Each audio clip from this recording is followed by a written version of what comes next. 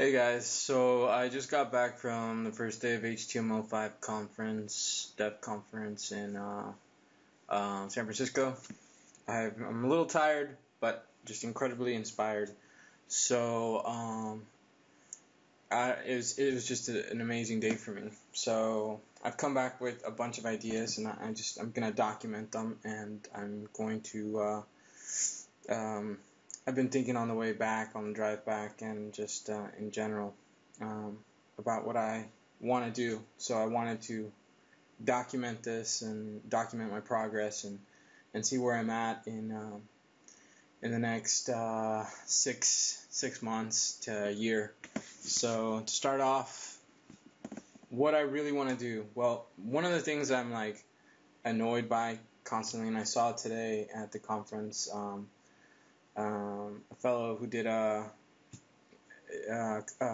talk on how to build your own physics library using JavaScript, and actually I sat in on it because there just really wasn't during that time period there wasn't anything else that I was like really interested in. But as it turned out, it just changed everything for me. I think it was the most it was a brilliant speaker and just really inspirational. So I came back with a lot of ambition. So trying to rethink user interfaces, and so there's a couple of things that I've been dreaming about and thinking about with like a lot of passion lately, and that is user interfaces where it comes to like shopping carts, just like the really ordinary stuff. So like blogs, shopping carts, things that well, you don't use physics in, you don't use any like astounding graphics or stuff like that. So I really wanted to do something. I want to do something in that space. I'm drawn to it because people not only you get a sense of satisfaction because people get to see the work that you do, especially in user interfaces. If you're working on the back end, people don't really see it. It's abstract to them. They're like, oh, you handle my emails, or oh, you handle form data. Whoopee. It's not very interesting. I mean, it's great and it's needed, and I've done that for a long time. But user interfaces to me just they I'm just attracted to them. I don't know why, but it's hard to explain. But I want to do the very best that I can at it. So there's a couple areas in user interfaces where I really think that things are lacking. So one of the things, if I'm going to tackle this project of kind of in my own way, give my own interpretation of reevaluating and rethinking user interfaces. Now, I wish the library and the API that the speaker was talking about, was already publicly available. If you want to check it out, it's famous FAMO.us,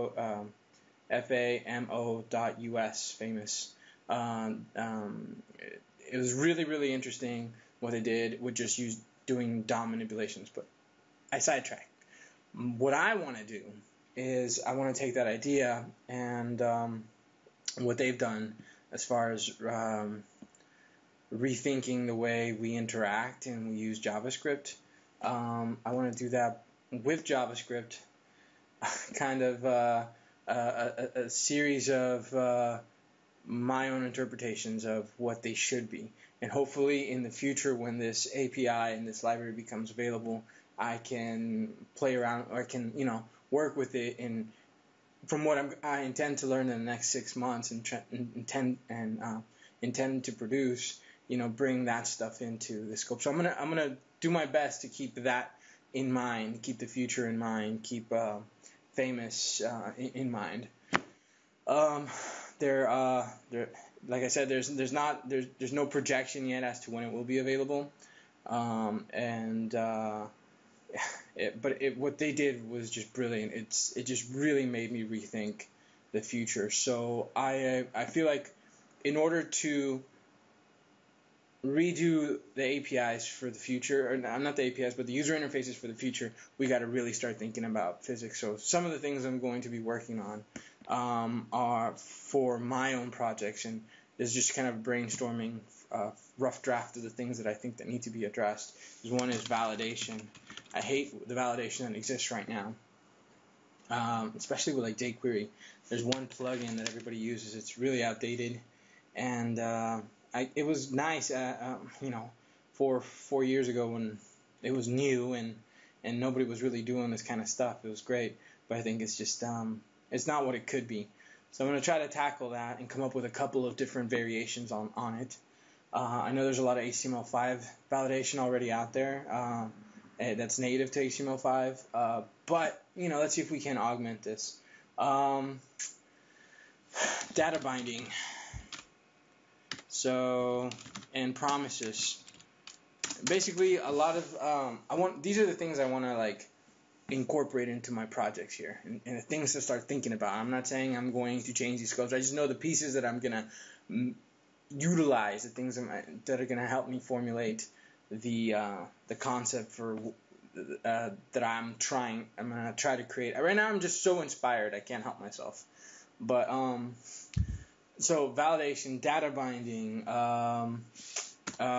storage, kind of. I know it all seems like the new APIs, but if I'm going to be so probably some of the biggest key point things are going to be shopping carts. As far as user interfaces, shopping carts, blogs, things that people use all the time that I really think would benefit from like a really dynamic user interface. So I think in these areas, these are we see these all the time, and they've just become kind of boring. Blogs are their interfaces are boring. They don't engage you, and I just really feel like there's room for that. Same with shopping carts. It just seems like you're cattle, being funneled, and that's what they do is with their analytics is companies try to funnel you down this tube. And it works, but I just think that there's room for improvement in the experience that people have and the way that they feel about that whole process. I think it can be made funner, almost game-like. I think that draws people in, and I think it takes away from the monotony. Also, email interfaces. That's a big one. So definitely I'm going to learn. I'm just putting out my ideas right now. Some of the things that I've been thinking about with email is this one. I just think in general email just needs to be completely redone. It is not what it should be. Email sucks. I hate email. I get so much spam, and even with spam filters and just with me having to like subscribe to a website just to like post a comment or whatever it is, you get so much crap all the time. I just think that needs to be redone. So anyways, these are just areas. I'm probably going to tackle one of these areas and really focus on it, but I have ideas in all these different spots. So definitely one that I really didn't really consider physics. There we go. In animation and physics just really go hand in hand. They're kind of animation needs physics, so I'm gonna have to tackle that and probably write a library, some sort of JavaScript library, just to play around with something that I can later abstract maybe over to the famous API if and when it gets released. I have a good feeling that it will be released, but it'll be quite some time. From what I gathered at the talk, it's gonna be a while, and they're not really sure when. So this is kind of good for me because it gives me some time to really dig deep back into physics. Other than the really basic stuff, and the really PBS sort of things like quantum physics, and watching all the PBS stuff that I can on the Big Bang Theory or quantum mechanics or whatever. I really have no background in physics, so I really need to immerse myself and kind of see what and how I can bring these things in. So another thing that I got to keep in mind is video game development. Maybe get like a forgetting the E. Maybe spelling. Maybe that's something I need to hit up on too. No. But video game development, kind of start thinking like a video game developer. It's not something that I've done, but I think trying to approach this in a way that it's like almost like a video game might benefit me and what I'm trying to do here. Again, I mean, I know it's incredibly ambitious, but we all have to have some sort of passion for what we do. And right now, I'm drawn to user interfaces and kind of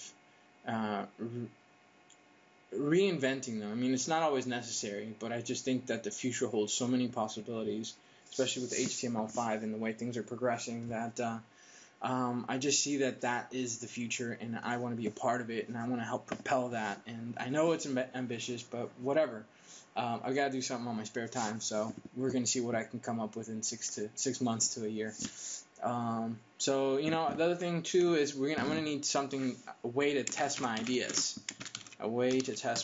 And I'm going to need, no matter what I do, and I don't mean unit testing or anything like that, but I need to come up with some sort of hypothesis, some sort of theory about, or hypothesis about why it is that I'm doing the things that I'm doing. Like, will physics actually help make the user interface better, more interesting, more engaging? So I need to formulate a hypothesis and have ways to test it. And I should put testable hypothesis. Because it's going to be really important for me to gauge both progress and whether or not I'm going down the right path. I need to tackle this in a very systematic way, which is it's really the only way I know how to do things is systematically. I mean, we do that. I hate the term hacker, and I like to hack on things, but as a last resort. If there's documentation, obviously I'm going to go down that route first and try to learn everything I can, and then where documentation lacks, then you're forced to hack. You're forced to take things apart and try to make sense of the pieces. So in order to avoid as much of that as possible, I need to have a hypothesis, and I need to get to work. So, but anyways, I need to go work out, get a lot of this stress, energy, and all this fervor beneath me. Like, I need to get some of that out just physically, and then tackle this code in a really systematic way. So the next post I make, I will try to have some sort of hypothesis ready and start ready and get ready to start writing some code, something that just needs to be done. So anyways, we'll see where I'm at in a couple of months. This is the first post, and we'll check our progress. All right, cheers.